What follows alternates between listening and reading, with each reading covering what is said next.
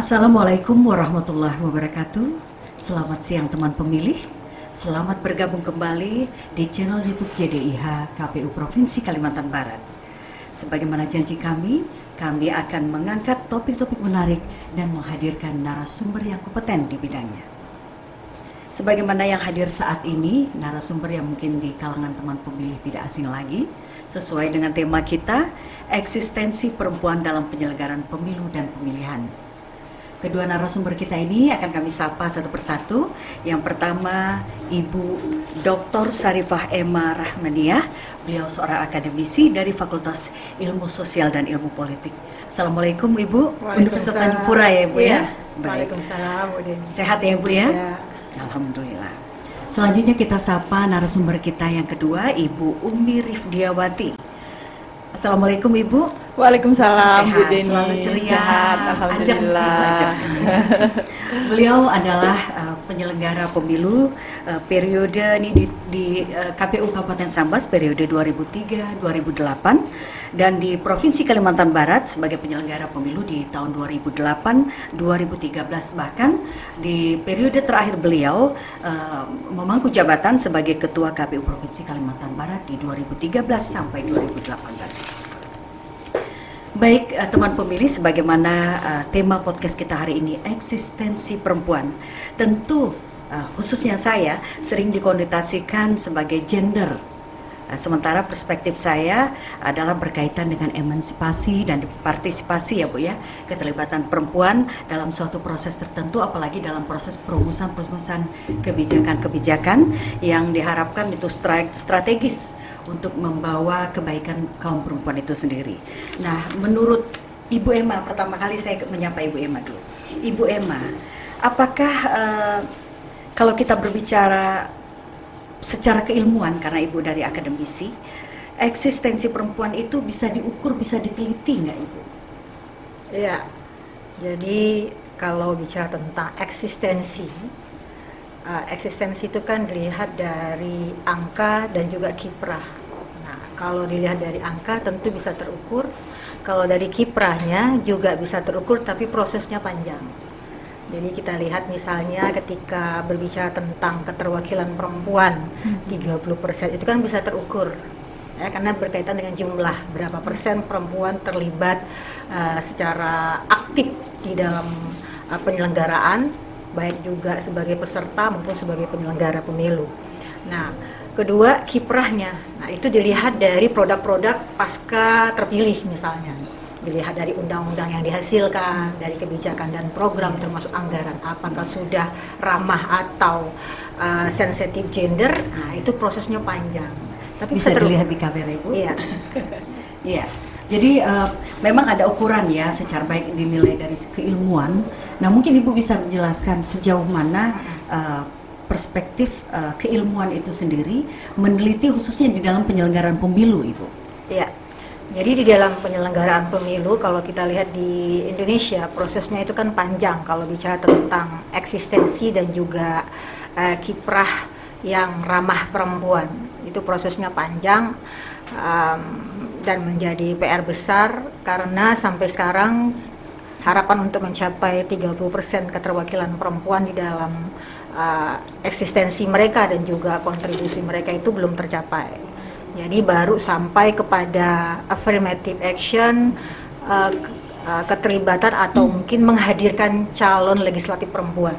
Nah, itu baru 30% tercapai. Sementara keterwakilan perempuan sendiri itu belum tercapai. Nah, ini tentu menjadi sebuah tantangan yang sangat besar karena pasca reformasi harapan ini kan sudah tertuangkan begitu lama. Tapi sampai sekarang ternyata belum tercapai dan tentu kita perlu diskusi lanjut lah bagaimana strategi yang lebih solutif, lebih progresif untuk menuju kepada keterwakilan perempuan 30% dan juga keberpihakan yang lebih ramah perempuan yang kita harapkan.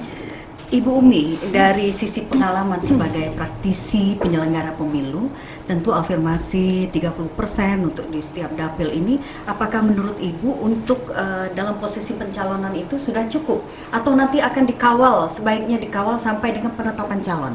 Karena nanti ini kan dalam proses pemilihan ini kita nggak tahu elektabilitas seseorang dia terpilih atau tidak, tapi yang jelas waktu pencalonan sudah harus terwakili 30%. Bagaimana Ibu menurut pendapat Ibu? Oke, baik. Terima kasih Bu Deni. Kalau menyangkut seperti yang disampaikan oleh Bu Emma tadi, menyangkut affirmative action ya. Jadi kalau dari sejarah pemilu pasca reformasi, terutama setelah 99 ya, mulai dari 2004, kemudian 2009, 2014 dan 2019. Tonggak pertamanya itu kan adalah ketika pemilu tahun 2004 ya, di mana Undang-Undang Nomor 12 tahun 2003 itu memang mengatur tentang pencalonan itu memperhatikan dalam daftar calon itu partai politik yang mengusulkan calon memperhatikan keterwakilan 30% perempuan.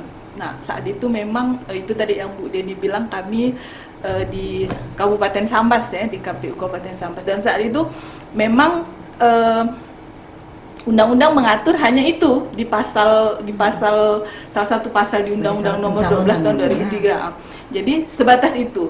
Nah, lagi bunyi pasalnya memperhatikan.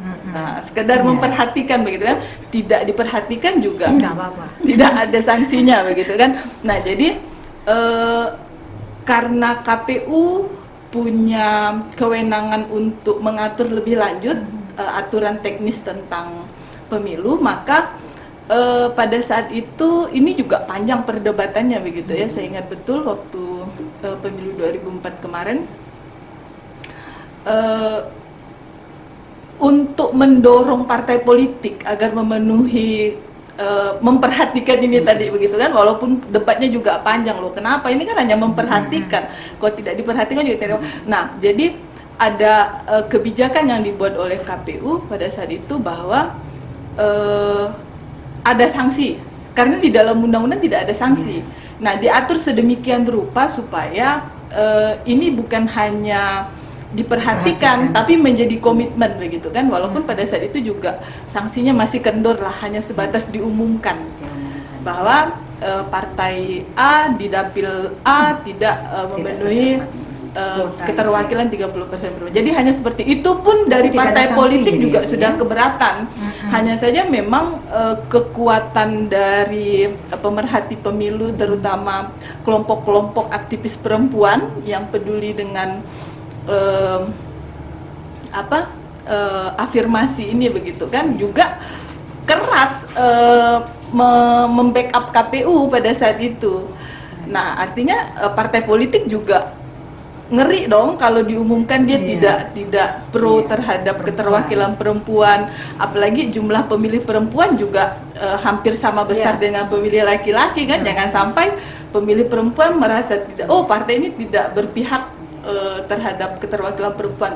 Opini-opini seperti itu juga menakutkan kali ya pada saat itu bagi partai politik. Nah, akhirnya komprominya oke lah, peraturan KPU-nya bisa juga diterima, bahwa tapi itu juga hanya sebatas sanksinya hanya sebatas diumumkan.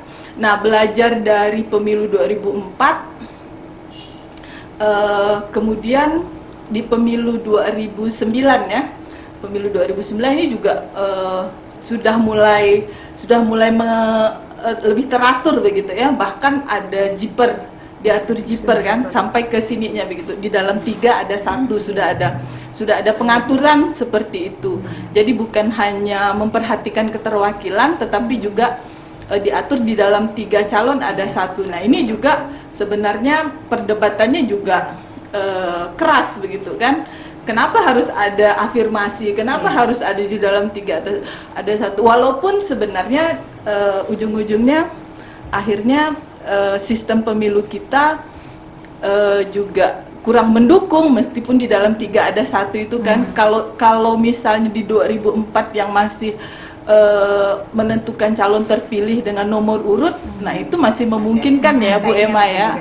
Nah, sepanjang dia dapat kursi, kalau perempuannya di nomor 1 maka pasti jadi. Tetapi dalam sistem kompetisi yang calon terpilihnya ditentukan oleh suara terbanyak, Jiper ini juga menjadi walaupun opini masyarakat nomor urut itu masih tetap penting, masih ada opini seperti itu. Dan semakin kesini juga sanksinya, bahkan di 2014 itu kalau tidak terpenuhi 30%, tidak terpenuhi dalam 3 ada 1, diskualifikasi ya, dibatalkan, bukan dibatalkan, apa ya?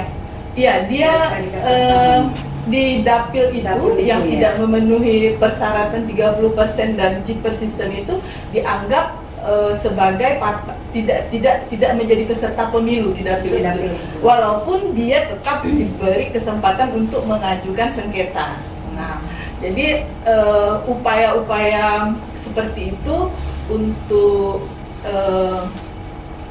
memberikan afirmatif action untuk keterwakilan perempuan, walaupun itu tadi ini sebatas pencalonan begitu kan, belum sampai pada penentuan porsi kursi misalnya kan.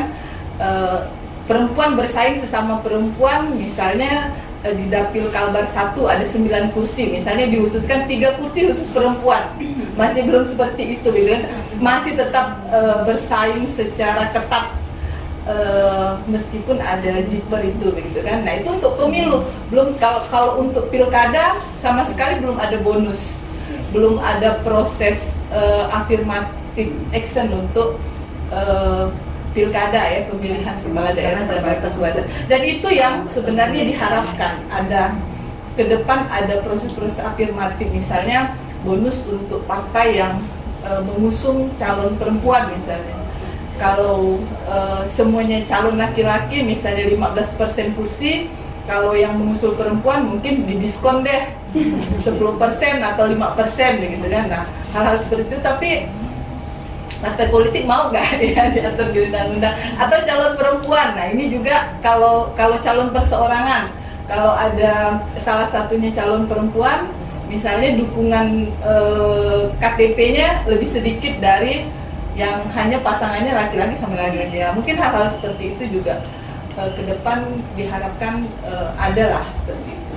Baik Ibu, ini kan tadi bercerita tentang afirmasi yang memang kalau kita lihat cukup sebenarnya kalau dari kebijakan melalui regulasi. Tapi untuk 2024 ini harapan kita ini supaya memang benar-benar tidak hanya sekedar memperhatikan, tapi benar-benar diterapkan pengakuan eksistensi perempuan ini. Kalau dari sudut akademisi, ada nggak catatan-catatan misalnya dari hasil penelitian memang benar-benar dibutuhkan afirmasi tersebut sampai dengan penetapan calon itu ada gitu perwakilan perempuan di legislatif. Nah, menurut Ibu nanti kan proses regulasi ini di Dewan ya Bu ya. Apakah dari akademisi sendiri ada hasil penelitian bisa mengusung rumusan-rumusan kebijakan untuk bisa diangkat di tingkat nasional gitu? Ya, bisa. Jadi kita belajar dari beberapa kasus di negara lain yang misalnya kasus Finlandia, ini sebuah best practice yang luar biasa tentang bagaimana penyelenggaraan pemilu sampai ke pemerintahan yang ramah gender. Ya, isunya tidak hanya tentang perempuan, anak, ibu itu tentu akan sangat berhubungan sekali jika bicara tentang hal ini. Nah, kalau bicara tentang hasil-hasil riset, saya mungkin berbicara tentang, misalnya saya kasih contoh tentang tata kelola penanganan COVID di Indonesia dalam konteks Kalimantan secara regionalnya. Nah, itu kan terlihat. Saya kasih hasil kebetulan saya risetnya di sana, bahwa ketika tata pengelolaan atau penanganan COVID-19 ini tidak ramah perempuan, itu akan dampaknya luar biasa. Contoh kecil saja tentang logistik bantuan terhadap korban yang terdampak. Kalau kita lihat baik yang diberikan oleh pemerintah, oleh masyarakat yang berpartisipasi sebagai relawan, itu kan berupa bantuan logistik pangan kering, misalnya seperti ikan kaleng, mie instan, telur. Nah, sementara kan kelompok perempuan itu punya spesifik tingkat kebutuhan. Ibu hamil, ibu menyusui, lansia, anak-anak itu punya kebutuhan yang berbeda. Mereka butuh susu, mereka butuh kacang hijau, mereka butuh protein tinggi, baik dari hewani maupun nabati. Kemudian juga mereka butuh vitamin, dan yang paling penting adalah mendukung ketahanan pangan para masyarakat petani, nelayan. Nah, harusnya logistik pangan yang mereka terima atau didistribusikan sebagai bantuan adalah disesuaikan dengan kebutuhan. Nah, ini adalah sebuah bukti konkret betapa pentingnya ya penanganan permasalahan yang ramah gender. Jadi kalau seandainya tidak ramah gender, nanti bantuannya contohnya saja itu tidak ramah atau sesuai dengan kebutuhan mereka.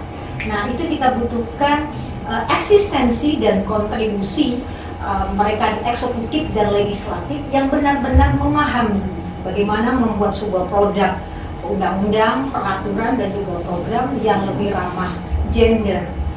Karena tidak hanya kita dari angka, nah misalnya berapa persen perempuan yang duduk di eksekutif dan legislatif, tetapi juga berapa banyak kelompok laki-laki yang juga punya kemampuan dan juga pemahaman yang ramah gender.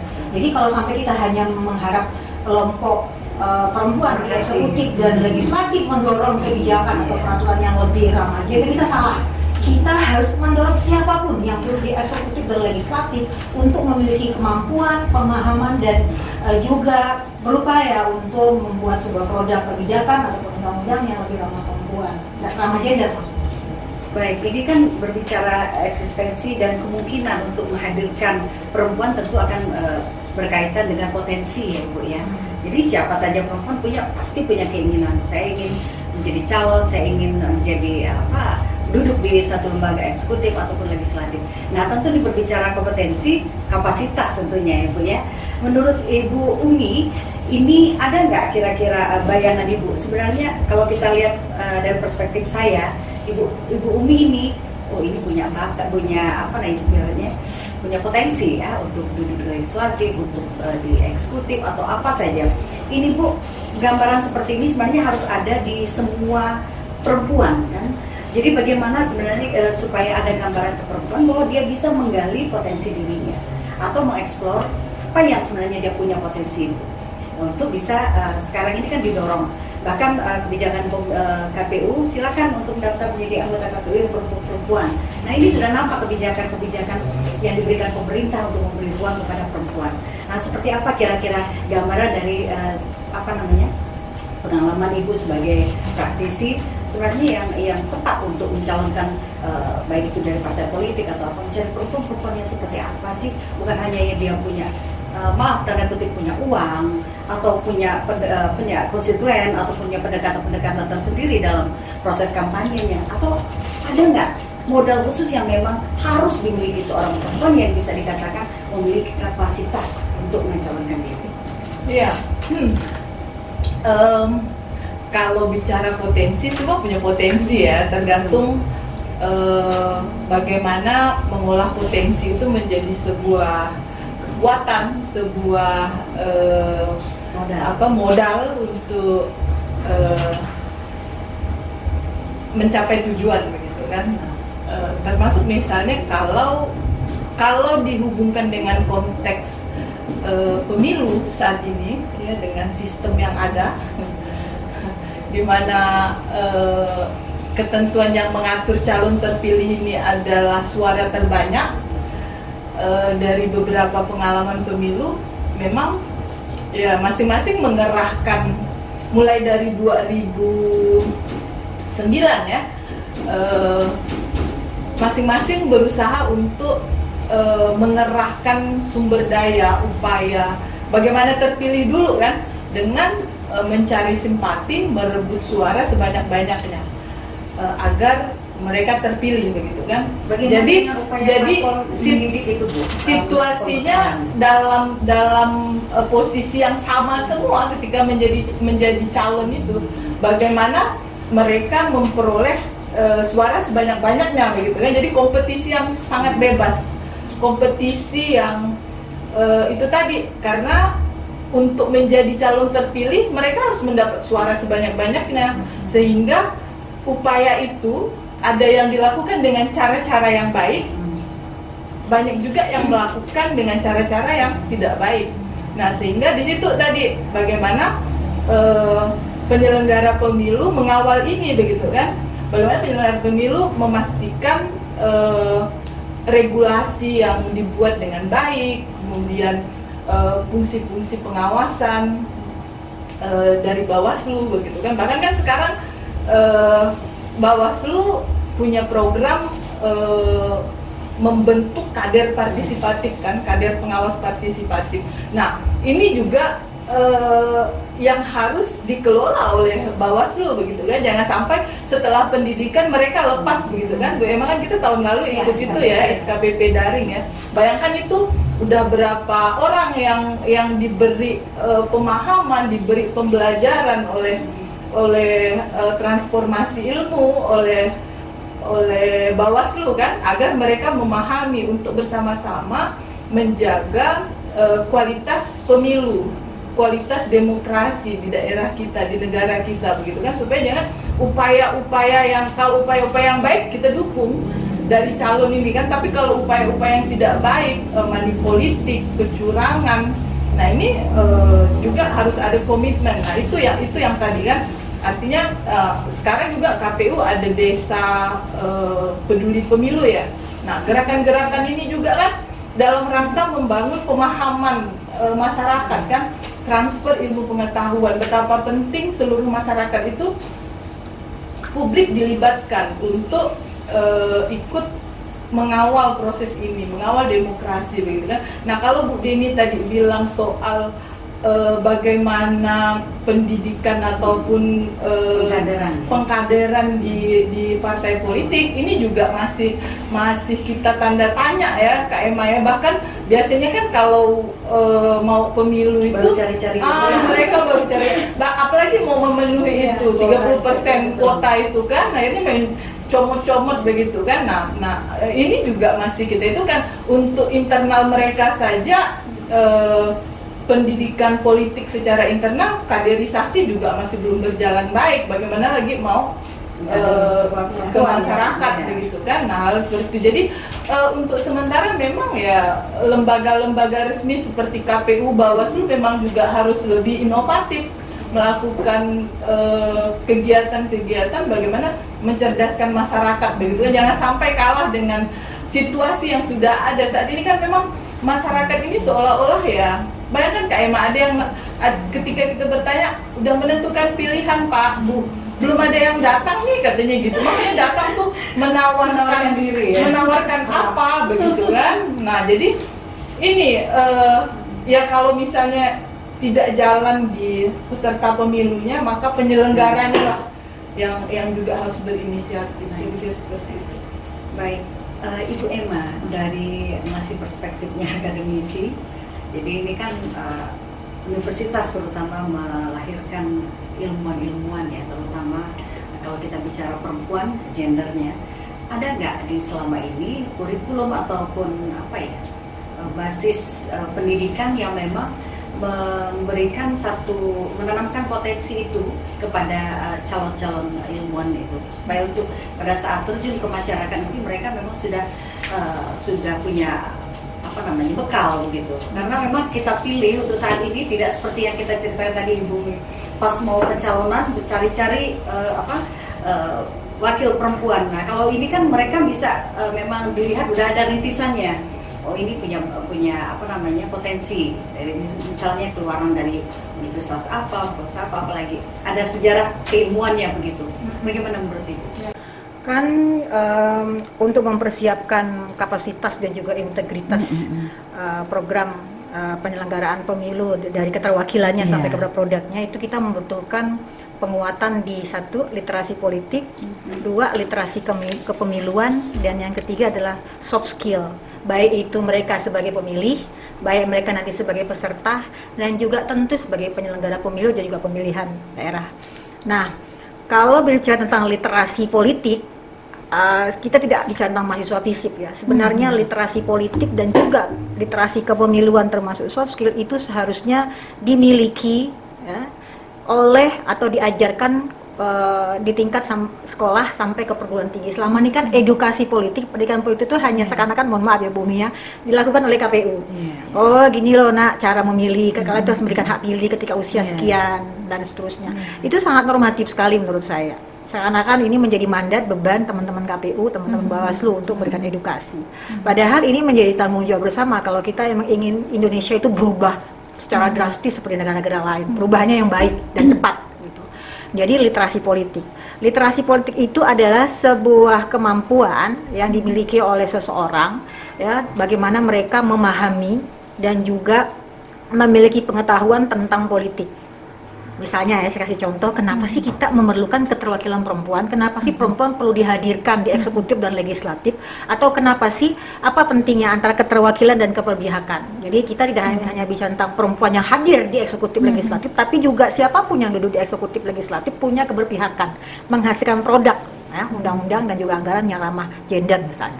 Kalau kepemiluan, literasi kepemiluan, kira-kira seseorang itu paham apa tidak, punya kemampuan apa tidak dengan sistem kepemiluan Indonesia yang cenderung berubah-ubah. Jadi kan kita kan kemarin ada istilahnya pemilu serentak, nanti ada lagi pemilu super serentak. Nah, saya ada ngambil, Bu Husna pernah bicara seperti itu lah gitu kan. Jadi ini serentaknya Indonesia ini kan berbeda dengan serentaknya di negara lain seperti di Malaysia.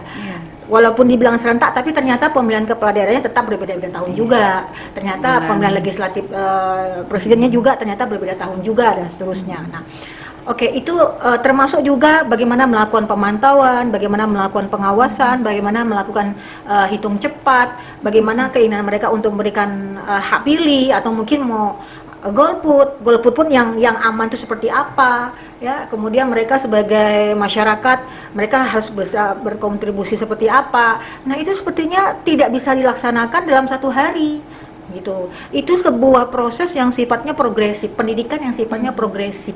Nah, kemudian yang selanjutnya adalah soft skill. Soft skill itu sebuah kemampuan kecerdasan sosial sebenarnya. Kecerdasan sosial, kemampuan mereka berkomunikasi, bagaimana daya tahan dia terhadap masalah, bagaimana cara dia menyelesaikan masalah, kemudian bagaimana cara dia menyampaikan ide dan gagasan sehingga tidak menimbulkan konflik atau masalah baru. Nah, itu sebuah kemampuan yang memang harus dihadirkan, dan saya berharap ini tidak hanya dilakukan oleh para akademisi di perguruan tinggi. Ormas-ormas, entah itu berbasis agama, berbasis lingkungan, berbasis sosial budaya, seharusnya program-program mereka mendukung ini, literasi politik, literasi kepemiluan, dan juga literasi soft skill, dan juga soft skillnya. Tapi ormas tidak menjadi alat politik. Politik itu dua menurut saya, satu politik praktis, kedua adalah politik kemanusiaan. Jika mereka yang menempuh pilihan hidupnya di pemilihan legislatif dan juga di eksekutif, itu kan politik praktis, birokratis.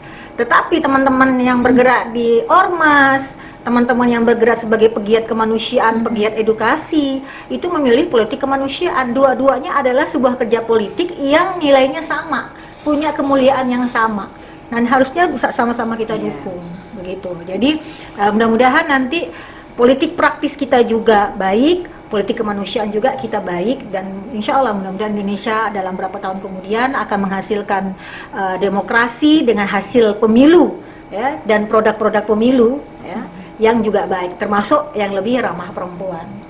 Ini kan dimungkinkan nanti adanya perubahan-perubahan regulasi seiring dengan akan disambutnya atau menyongsong pemilu 2024 ini, Bu, ya. Apakah ada harapan-harapan terkait dengan selain tadi kita kupas masalah afirmasi, supaya benar-benar seperti apa sebenarnya yang idealnya seperti itu, Bu, ya, untuk kedepannya? Mungkin bisa disampaikan bayangan-bayangan sebenarnya untuk benar-benar mengawal perempuan supaya benar-benar eksistensinya hingga benar-benar apa ibaratnya terwujud, ya, Bu, ya, sampai ke tingkat yang ditentukan itu. Seperti apa sebenarnya supaya jangan hanya sekedar diperhatikan atau mengingat atau dapat, istilah dapat, ya, Bu, biasanya digunakan seperti itu dalam regulasi. Ini kedua-duanya lah saya tanyakan Ibu narasumber kita. Mungkin dari Ibu Umi seperti apa untuk kedepannya? Kalau menyangkut regulasi, saya pikir tidak ada perbedaan, ya, karena undang-undang juga tidak berubah kan. Artinya regulasi teknisnya juga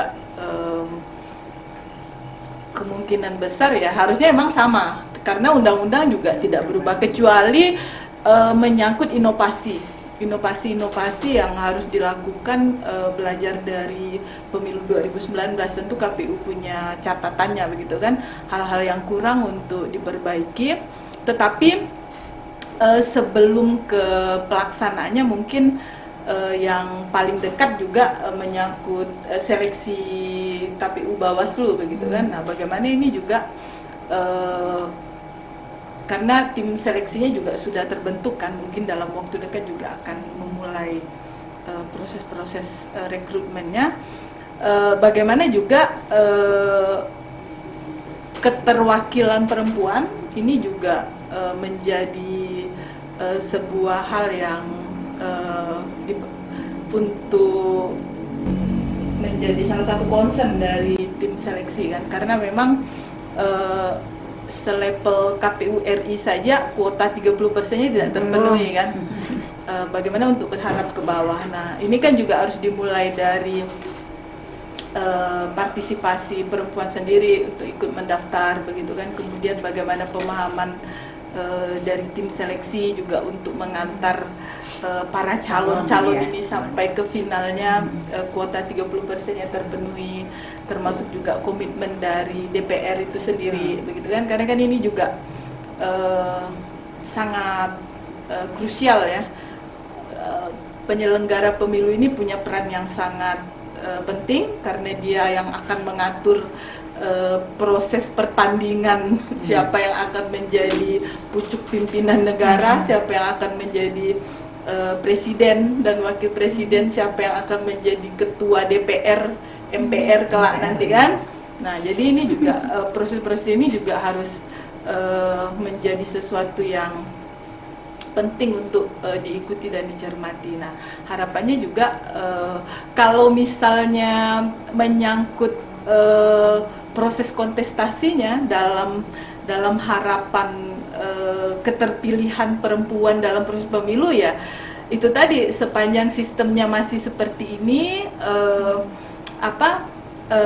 kompetisinya perolehan suara terbanyak, memang harus ada upaya luar biasa juga yang dilakukan oleh kelompok-kelompok perempuan, kelompok-kelompok perempuan yang care dengan partisipasi. Bahwa kalau dulu kan ada kampanye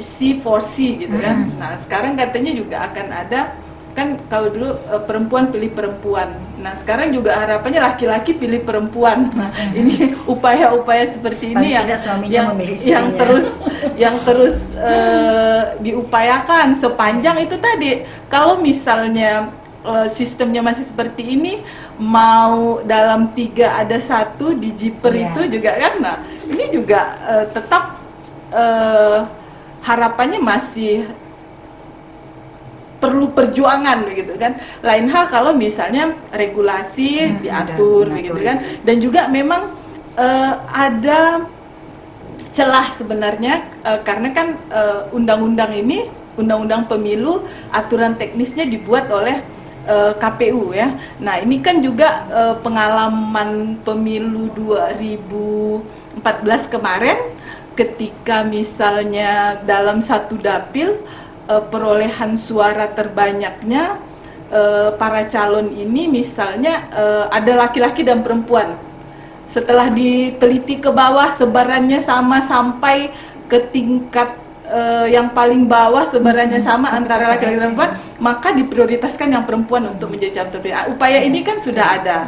Nah, mungkin ke depan perlu inovasi-inovasi apalagi begitu kan, untuk mendukung upaya agar keterwakilan perempuan ini bisa terpenuhi, ya paling tidak secara angka-angka dulu lah Kak Emma ya.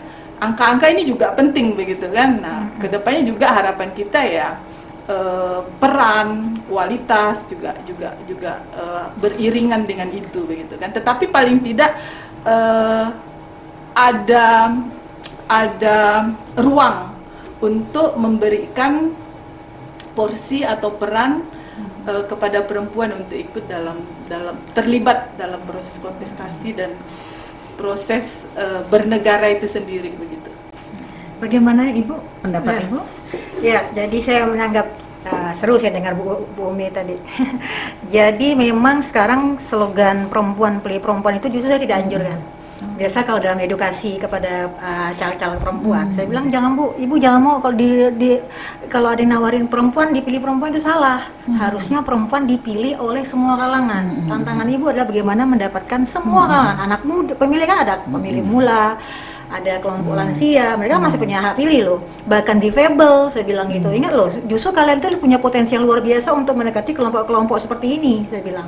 Nah, dengan model-model kampanye yang tentunya lebih edukatif, saya bilang. Lebih soft biasanya perempuan. Iya. Bu, ya. Jadi saya mengatakan gimana caranya Anda dipilih oleh semua kalangan, saya bilang gitu. Nah, tapi saya bilang ini juga tantangan kepada partai.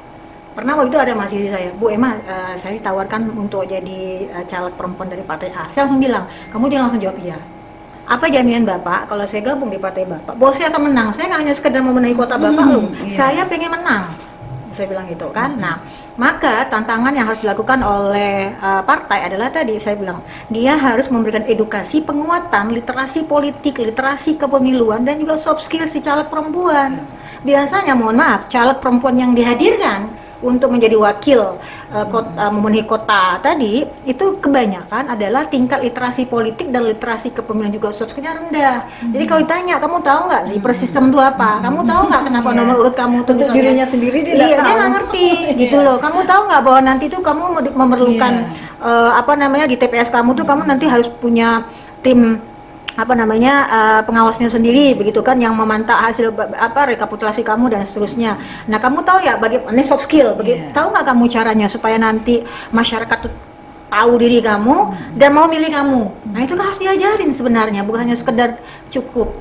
Nah, dan tahu dan kelebihan dia, dijual lebarannya kan, jadi apa? Belum lagi tantangan, mohon maaf, ibu-ibu yang ternyata tidak punya kemandirian ekonomi, perempuan-perempuan yang tidak punya kemandirian ekonomi. Nah, itu tantangannya luar biasa. Bagaimana dengan keterbatasan ekonomi, dengan kemampuan soft skill Anda bisa membuat kelompok-kelompok yang kuat, yang bisa menjadi relawan. Mohon maaf, relawan itu walau gimana pun tetap butuh uang. Baik itu relawan yang ada di dunia maya maupun di dunia nyata. Saya tawarkan kepada mereka, Anda harus punya relawan. Tidak hanya di dunia nyata, tapi juga di dunia maya, yang nanti bisa membranding Anda, mengendalikan Anda, bahwa saya adalah caleg perempuan di daerah A, dan saya punya kapasitas, dan saya punya kemampuan yang berbeda dengan yang lain, dan punya trik-trik strategi-strategi kampanye yang jauh lebih edukatif tentunya. Nah, jadi tidak hanya kewajiban perguruan tinggi, ormas. Karena untuk menghadirkan kelompok-kelompok perempuan yang mewakili partai tadi kan dilihat dari ormas sebenarnya biasanya. Entah itu ormas agama, pengajian ibu-ibu, ormas budaya, kemanusiaan profesi, biasanya begitu kan. Nah, selain PNS dan TNI itu kan tidak pengecualiannya. Nah, mereka bisa dihadirkan dari situ. Sebab itu tadi saya katakan, ormas juga punya kewajiban yang sama. Baik itu ormas kepemudaan terutama juga untuk kader ya. Iya, bagaimana program-program kerja mereka ke depan adalah memperkuat literasi politik, literasi kepemiluan, dan juga soft skill mereka. Jadi sangat membantu sekali kalau kita semua bekerja sama melakukan edukasi politik, memperkuat semangat perjuangan kita di politik praktis dan juga di politik kemanusiaan. Cita-cita perempuan ya teman pemilih. Mudah-mudahan didengar semuanya. Ibu berdua, kita melihat kondisi bahwa emansipasi perempuan ini memang sudah diwujudkan dengan adanya bukti nyata, ada pilot perempuan, ya Bu ya, TNI yang memang seorang perempuan berseragam tentara, bahkan yang sudah sampai ke bulan juga sudah ada perempuannya. Menurut pandangan Ibu, sejauh ini apakah sudah sampai bisa diwujudkan seperti itu eksistensi perempuan? Untuk harapan ke depan sebenarnya hakikinya, idealnya perempuan itu seperti apa sih Bu? Apakah apa yang dilakukan laki-laki bisa, apa yang sudah diperoleh laki-laki atau dicapai laki-laki bisa, perempuan harus begitukah? Walaupun itu idealnya. Seperti apa menurut pendapat Ibu berdua ini? Silakan Ibu Umi. Jadi kejut-kejut. Ya, pada prinsipnya kan semuanya punya potensi, saya bilang tadi kan, semuanya punya peluang. Cuma memang kan dari sejarah panjang dan kondisi sosial masyarakat kita yang cenderung mengutamakan laki-laki begitu kan, jadi memang makanya perlu upaya-upaya memberi perlakuan khusus begitu kan untuk keterlibatan perempuan. Nggak usah jauh-jauh di dalam keluarga aja gitu kan, biasanya kalau misalnya ada antara anak laki-laki atau anak perempuan, ketika pilihan ekonomi kondisi ekonomi sangat terbatas, biasanya lebih diprioritaskan untuk kuliah atau melanjutkan pendidikan itu adalah laki-laki, bukan perempuan begitu kan. Walaupun sebenarnya kalau mungkin ditelisik-telisik sebenarnya perempuannya ini lebih rajin belajar kali ya, lebih teliti begitu.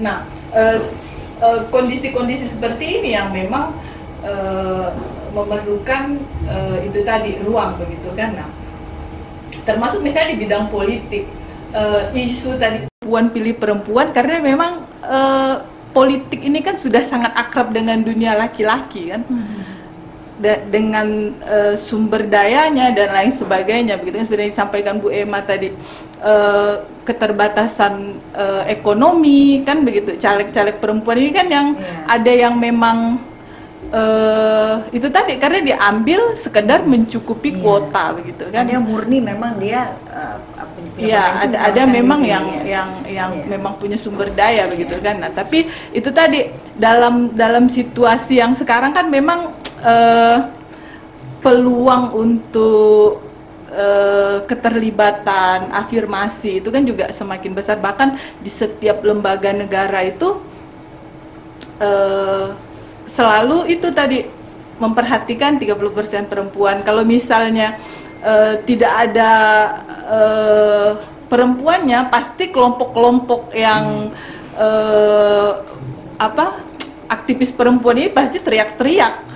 Kenapa tidak ada bahkan untuk kegiatan webinar saja Bu Emma biasanya kalau laki-laki semua itunya pasti ada yang komen all male panelis gitu kan. Perempuannya mana kan biasa gitu. Nah, hal-hal seperti ini sebenarnya kelihatannya sepele begitu kan, tetapi kalau misalnya tidak ada kepedulian, tidak ada sensitivitas, kalau tidak ada juga yang bersuara, nah ini juga dianggap sebagai sesuatu yang biasa begitu. Hal-hal seperti ini juga penting untuk diperhatikan begitu kan, bahwa juga apalagi KPU Bawaslu nih lembaga yang mengelola demokrasi begitu kan, jangan sampai pembicaranya panelisnya semuanya laki-laki loh, perempuannya kemana gitu kan, kok enggak care, mungkin materinya hanya condong untuk yang dilakukan laki-laki, seolah-olah hanya laki-laki yang mengerti begitu kan. Nah, padahal kan juga ada yang ya dikasih ruang lah untuk perempuannya terlibat begitu kan. Nah, kalau menyangkut perempuan Indonesia sekarang begitu ya, saya pikir juga memang sudah banyak lah yang menempati posisi-posisi penting di kenegaraan atau di profesi-profesi gitu kan. Tinggal bagaimana terutama perempuan-perempuan politik ya, bagaimana ketika mereka menduduki, harapan kita ketika mereka menduduki jabatan-jabatan politik benar-benar bekerja dengan baik begitu ya. Karena kan ini juga isunya, kalau kita boleh lihat deh, kalau misalnya yang ditangkap KPK itu adalah kepala daerah perempuan, pasti heboh. Perempuan begitu kan. Tapi kalau misalnya yang ditangkap itu yang OTT laki-laki, biasa. Kan kayak gitu. Nah, ini hal-hal yang seperti ini juga menjadi kick balik ya bagi gerakan-gerakan perempuan. Nah, harapannya ya kita juga punya beberapa kepala daerah ya di Kalbar yang perempuan. Nah, harapan kita juga bagaimana mereka tetap bisa memberikan kepercayaan bahwa ini loh, ketika perempuan menjadi kepala daerah, yaitu tadi harapan kita ada bukti dulu ya, Bu ya. Ya, sebenarnya laki-laki juga harus begitu, begitu kan. Tetapi bagaimana bisa memberikan tawaran lebih, nilai lebih begitu. Dan tentu tetap harus menjaga integritas ya, Bu Emma ya, sebagai pejabat publik, sebagai pejabat negara begitu, Bu. Memang berangkat dari riwayat dan sejarah ya, Bu ya, pergerakan emansipasi ini seperti apa.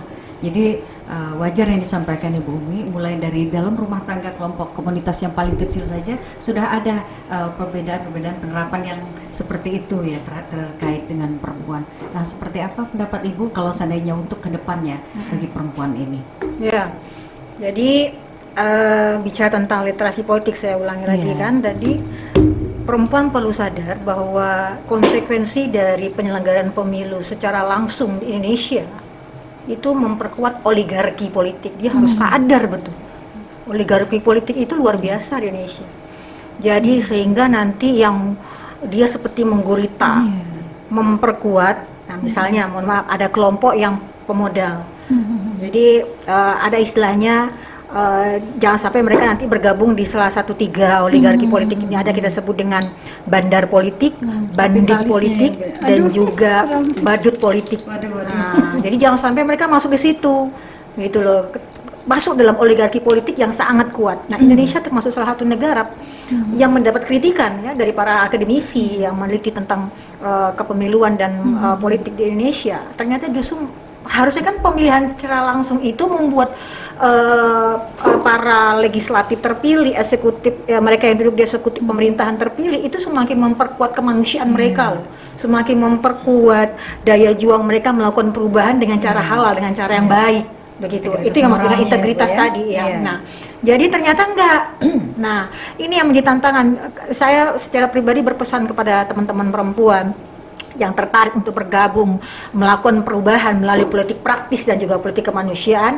Hati-hatilah dengan upaya oligarki politik yang semakin kuat. Anda jangan sampai mau menjadi bandar politik. Mereka yang punya uang, mereka yang menguasai sumber daya alam itu punya ruang besar sekali menjadi bandar politik yang mensuplai bantuan keuangan.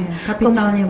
Kemudian yang kedua, mereka yang akhirnya menjadi bandit imun luar biasa sekali. Mungkin yang akan menjadi sasarannya adalah, misalnya kasih contoh, adalah para penyelenggara pemilu. Jadi dengan misalnya menyebarkan berita bohong, ujaran kebencian, narasi-narasi yang memprovokasi atas nama SARA, atas nama kelompok-kelompok kepentingan.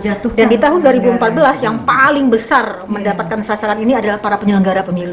Tidak, kalau kemarin 2009 itu kebanyakan para peserta pemilu, tapi 2014 tidak hanya peserta, tapi juga teman-teman penyelenggara menjadi sasaran ujaran kebencian hoax. Ini ada bandit-bandit yang bergerak, tidak hanya di dunia nyata, tapi juga di dunia maya. Dan terakhir adalah menjadi badut. Dia menjadi bahan tertawaan orang-orang yang punya kepentingan. Duduk di parlemen, duduk sebagai kepala daerah, ternyata dia diatur oleh sekelompok kecil. Itu kelompok kecil loh. Jadi kelompok minoritas yang akhirnya merusak tatanan pemerintahan yang seharusnya mereka duduk untuk melakukan perubahan bagi semua kalangan, terutama kelompok-kelompok yang sangat berdampak, kelompok-kelompok rentan, termasuk tadi kelompok lansia, kelompok difabel, ya. Nah, tapi ternyata mereka hanya mendukung kepentingan kelompok yang selama ini mendukung kemenangan mereka. Ini yang dimaksud dengan hati-hati dengan oligarki mereka ya. Jadi kita berharap edukasi politik yang dilakukan oleh partai, edukasi politik yang dilakukan oleh teman-teman ormas, teman-teman perguruan tinggi adalah sebuah edukasi yang sifatnya progresif, reflektif, sehingga memperkuat kapasitas integritas mereka, dan mudah-mudahan literasi politik, literasi kepemiluan, dan soft skill menjadi agenda utama mereka dalam melakukan edukasi. Baik Ibu, kalau untuk perlindungan perempuan sendiri, sekarang ini kan memang ada pemerhati, kemudian LSM yang memang memberikan supervisi atau perlindungan terhadap kasus-kasus yang menyangkut perempuan. Sejauh mana untuk saat ini kita lihat, karena memang kadang-kadang kembali lagi proses hukum itu tidak berpihak pada mereka, karena memang relawan-relawan yang ada di LSM atau apa kadang-kadang lebih karena ini relawan, jadi keterbatasan upaya waktu itu tidak disertai dengan modal, dengan biaya. Ini menurut Ibu gimana? Ya, perlindungan kan ada dua ya. Pertama adalah perlindungan hukum. Yang kedua adalah perlindungan keselamatan. Jadi saya tidak pernah ini ya, mungkin Bu Umi bisa menjelaskan penyelenggaraan pemilu sampai ke pelosok daerah. Kalau penyelenggara pemilu mungkin mereka punya jaminan kesehatan yang diberikan ya. Tapi bagaimana dengan teman-teman yang sebagai relawan demokrasi misalnya, atau teman-teman aktivis yang memang bergerak secara independen ya, yang memang punya keterbatasan anggaran dan juga sistem keselamatan yang diadakan untuk mereka. Jangan-jangan nanti ketika mereka berada di daerah yang rawan konflik, kemudian di daerah yang rawan bencana, itu kita bisa tentang perlindungan jaminan kesehatan keselamatan diri mereka. Kedua juga perlindungan hukum. Ada nggak kira-kira undang-undang atau aturan yang mengatur bahwa ketika ini saya bicara tentang pengawasan misalnya ya, ketika dia menemukan ada pelanggaran yang terjadi, baik itu dilakukan oleh penyelenggara, oknum penyelenggara ya, dan juga oleh peserta, itu yang membuat mereka enggan ya kadang-kadang takut, pertama ngabisin waktu, ngabisin uang, jangan-jangan nanti menimbulkan masalah baru. Nah, akibatnya proses-proses pelanggaran yang terjadi selama pemilu itu kan tidak mendapatkan respon yang luar biasa dari masyarakat. Menurut mereka hanya berkewajiban memilih, meskipun tadi dengan iming-iming siapa yang datang, siapa yang kasih imbalan dan seterusnya. Tapi untuk pengawasan, nah ini menjadi sebuah titipan teman-teman penyelenggara, yaitu teman-teman di KPU, teman-teman di Bawaslu, bahwa mendorong keterlibatan perempuan di dalam penyelenggaraan tidak hanya berbicara tentang eksistensi, tentang angkanya, tapi juga keberpihakan, memberikan perlindungan hukum, aturannya mengaturnya, termasuk juga memberikan perlindungan jaminan kesehatan dan juga jaminan keselamatan bagi para penyelenggara dan khususnya terutama ya karena kita berbicara tentang faktor demografis, berbicara tentang potensi ancaman bencana alam, termasuk pandemi. Nah, saya kasih contoh pandemi ini kritikan juga bahwa semasa pandemi kita bisa tentang konteks gender, ruang kelompok ibu, kelompok lansia itu kan termasuk kelompok yang paling rentan terpaparnya COVID-19. Nah, seharusnya ada ruang khusus ya untuk mereka menyusui, ruang khusus untuk lansia, atau mungkin lebih diprioritaskan untuk memberikan hak suaranya, atau mungkin ada TPS khusus misalnya yang menyediakan pelayanan-pelayanan khusus, kemudian dengan menyiapkan APD ya, alat pelindung diri. Cuma tadi pasti alasannya adalah lagi-lagi adalah faktor anggaran yang sangat terbatas. Nah, tapi ini menjadi PR bersama sebenarnya, bahwa untuk melakukan upaya inovasi terkait dengan tantangan-tantangan yang sifatnya terkini seperti pandemi, kemudian bencana alam. Nah, ini yang dibutuhkan bahwa bukan sekedar anggaran yang perlu ditetapkan oleh pemerintah pusat maupun daerah, tapi juga strong willing, semangat mereka bahwa kita bekerja bukan hanya berapa besar kita dibayar sebenarnya, tapi berapa besar semangat kita bahwa apapun yang kita lakukan hari ini itu adalah nilainya perjuangan. Khairun nas anfa'uhum linnas, sebaik-baik manusia adalah yang paling bermanfaat, bukan yang paling tinggi jabatannya, baik laki-laki maupun perempuan, tapi yang paling bermanfaat. Harta itu kalau seandainya disimpan, dia dimakan akan jadi kotoran. Kalau disimpan sebanyak apapun akan menjadi rebutan. Tapi kalau seandainya diamalkan, disedekahkan, termasuk waktu kita, energi kita, dia akan menjadi jalan keselamatan. Baiklah teman pemilih, sebenarnya perbincangan kita semakin menarik, makin dikupas, makin tajam, makin asyik ya. Hanya memang waktu juga yang tidak berpihak kepada kita, karena memang ini sudah menunjukkan pukul 3. Kami minta maaf, mungkin di kesempatan ini sebenarnya ada waktu-waktu untuk keluarga ataupun kepentingan lain yang harus dikesampingkan untuk mengikuti podcast kita ini. Kami dari podcast KPU Provinsi Kalimantan Barat mengucapkan terima kasih untuk Ibu narasumber berdua. Semoga ini jadi amal ibadah karena share ilmu pengetahuan ini, dan juga pemahaman kita terkait dengan perempuan ini perlu sekali dan dibutuhkan oleh teman pemilih.